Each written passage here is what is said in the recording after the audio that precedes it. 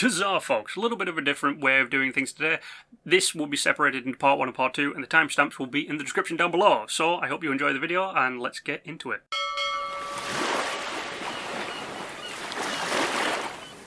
Huzzah, everyone! And now that I've had my grubby hands on the Pitt for a couple of days, it's been good to play through and write down my notes, which I have on my phone in front of me. We have good points and bad points. I will be going through them, but let's start where we do at the beginning, with the refuge. Now, from the point where the Pitt was announced to the point where it was actually released, I did my best to ignore as much as I possibly could. But some things did slip through the cracks, and one of them was that I knew that the refuge was going to be taken over by the responders. That's cool, right? I was like, alright, cool, responders are just going to move in and they're just going to live upstairs. I was not expecting what they actually did. It is fan-dabby-dozy, mate. It's fantastic. It's muy caliente, as I do like to say in some videos. But, like I do say, I want to cover the bad stuff before I cover the good stuff, because we get the bad out of the way and we enjoy the good. And the only bad thing, I really have to say, is the charging of the core. Now, the charging of the core as an introduction to the core mechanics of this new DLC, that being doing the side quests to power the core, which then takes you to the Pit. Okay, that being the introduction, good, okay? Because it not only introduces you to the new mechanics, it introduces you to the new characters, it allows you to interact with them, meet them, do all this other kind of stuff, and just have a bit of fun with the new stuff. That's cool, okay? I like that. But it's the fact that you have to do this every time. So, I did a speed run, which is what you're watching right now. I say speed run. I ran through it as fast as I could. It took me just over 15 minutes to charge the core. Now, that also includes popping out to do one of the survival guide missions. Yes, hello Moira, I did not know that you'd reappeared a couple of 100 years earlier.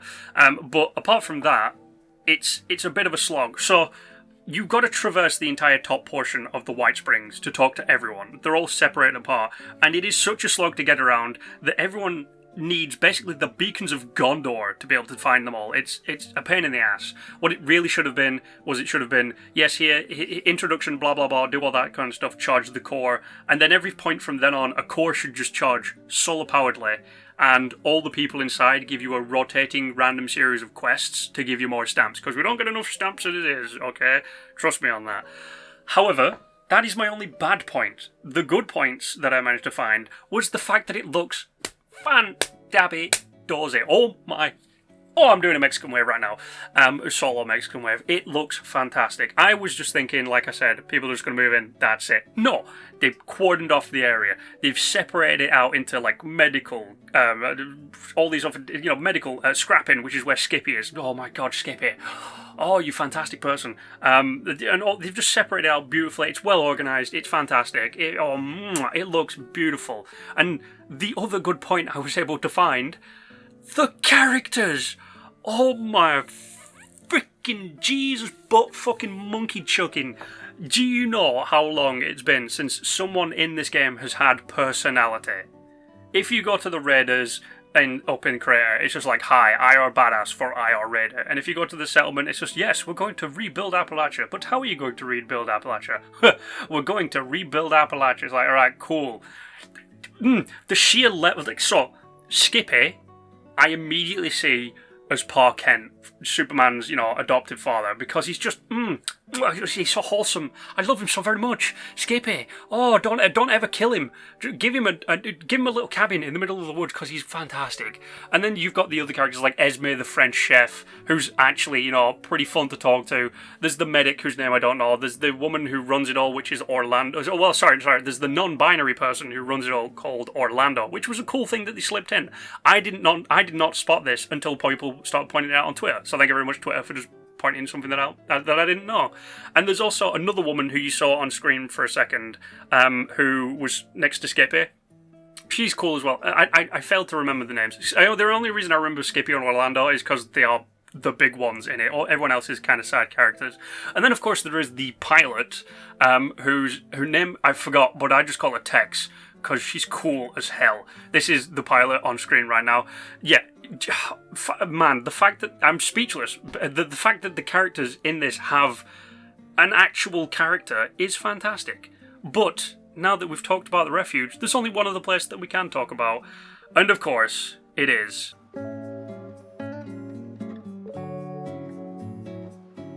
Now, the Pit. The run-through I did on the Pit, I did with TNG, Lobby 76, and one of their friends, and man was it hilarious, because I don't know if Lobby had already done a bunch of these, and then was just kind of frustrated at the fact that he had to do another one with idiots like me. So Lobby was running around, and TNG was just kind of like, duh, and sorry TNG, you were just kind of like, duh. Not an idiot, but you were like a kid in a candy store, it was so funny.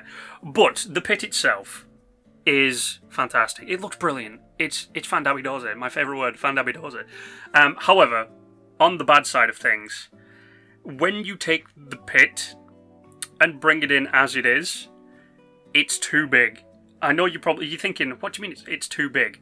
It's fucking huge. It's way too big for anything we need to do. So, as you can see right here, I was just looking at a bunch of rad suits, and then we started teabagging in front of, let's aid a person, right? Lobby was the guy running this. I found a door to this place called The Sanctum. Lobby disappeared off to do some stuff, and then it took him like 5 minutes to get back. He did die twice, but it took him 5 minutes to get back, and he was only like 100 meters away. So the maps are massive, and the only reason this is a bad thing, because they look fantastic. The only reason it's a bad thing is because of the optional missions. Now, the optional missions are, I don't know if they're randomly generated or if they're pulled from a pool of different things, but basically, for argument's sake, they are just a random thing that's put into your run of the thing. They're different every time, and you can choose to do them or you're not. If you do them, you get extra stamps when you finish. If you don't do them, you just don't do them. And the ones that we had were find 5 fallen prisoner collars and something else. You can see them on screen right now, I believe. It's too small for me to read. But find the prison collars, they were on corpses. Now, 4 of them were easy to find. The 5th one was in the middle of buttfuck nowhere towards the end of the mission.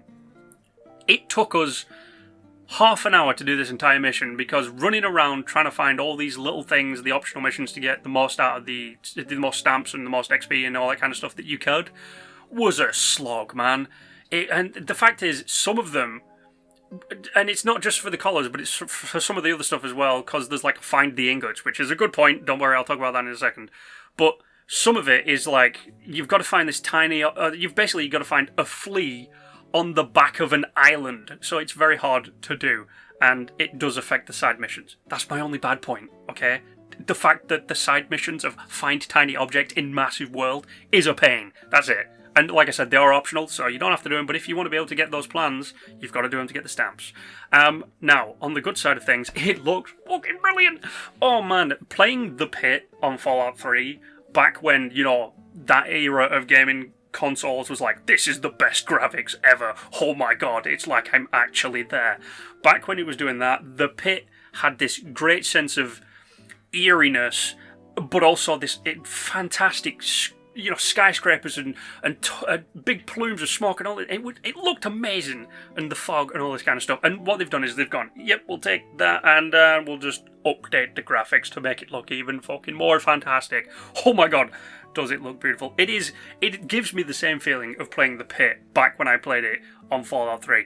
It is great. Now, on another one, the missions are fantastic, okay?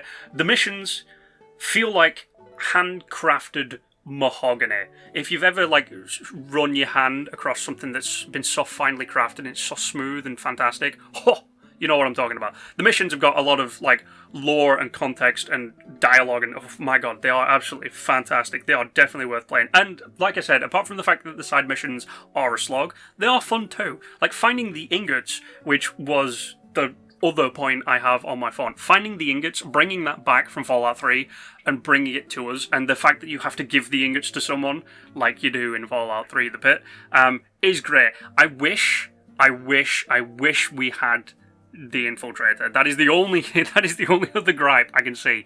The Infiltrator was the best weapon from The Pit back in the day. Auto-axe people and chainsaws, I don't care. The Infiltrator. But it's nice that this update has revitalized Fallout 76, basically. It's absolutely fantastic. And you're probably thinking, some of the points you brought up, they're just kind of, what are you talking about? That's fine, okay? Personally, for me, My gripes are my gripes, and my likes are my likes. But that is where we're going to leave it, ladies and gentlemen. If you've had anything you want to talk about, the comment section, not the description, but the comment section is down below. And like I said, timestamps are in the description. But apart from that, you guys know the drill. Like, share, and subscribe. And until the next time, stay awesome.